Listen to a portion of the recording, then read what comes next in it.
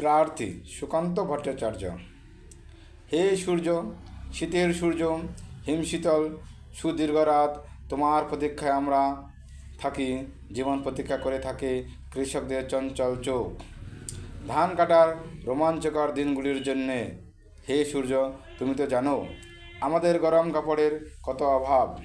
সারা রাত খড়কুটো জ্বালিয়ে এক টুকরো কাপড়ে কান ঢেকে কত কষ্টে আমরা শীত আটকাই।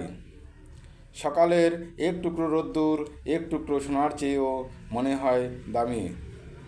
ঘর ছেড়ে আমরা এদিক ওদিকে যাই এক টুকরো রোদ্দুরের তৃষ্ণায়।